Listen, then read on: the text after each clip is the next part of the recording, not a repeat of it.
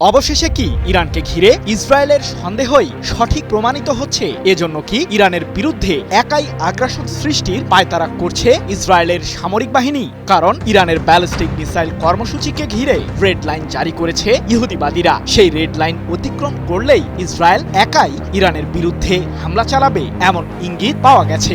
এক্ষেত্রে যুক্তরাষ্ট্রের সিদ্ধান্তকেও গ্রাহ্য করবেন না ইসরায়েলের প্রধানমন্ত্রী বেনিয়ামিন নেতানিয়াহু। কিন্তু হঠাৎ করেই কি এমন ঘটল যার কারণে ইরান সম্পর্কে তেলে বেগুনে জ্বলে উঠলেন নেতানিয়াহু? যুদ্ধ শুরু হলে ইরান কিভাবে প্রতিক্রিয়া জানাবে?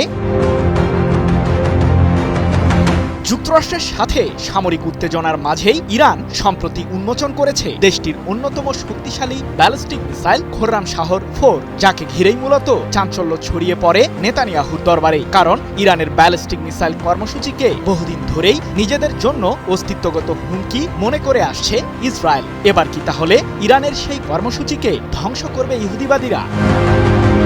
সাম্প্রতিক সময়ে ইসরায়েলের সামরিক কর্মকর্তারা ইরানের ব্যালিস্টিক মিসাইল কার্যক্রমের বিষয়ে দফায় দফায় বৈঠক করেছেন। প্রয়োজনে একতরফাভাবেই ইরানের বিরুদ্ধে হামলার রূপরেখাও প্রস্তুত করেছে ইহুদিবাদী দেশটি, যার মূলেই রয়েছে ইরানের গুরুত্বপূর্ণ সামরিক স্থাপনাগুলো ধ্বংস করা। 8 ফেব্রুয়ারি এক প্রতিবেদনে বিষয়টি নিশ্চিত করেছে ইসরায়েলের সংবাদ মাধ্যম দ্য জেরুজালেম পোস্ট।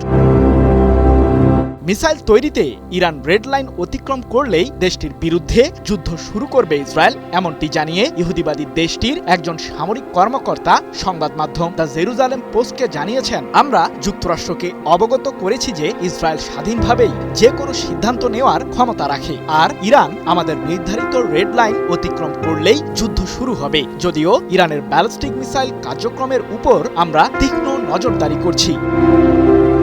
তাহলে কি ইরানের বিরুদ্ধে যুক্তরাষ্ট্র হামলা চালাবে না?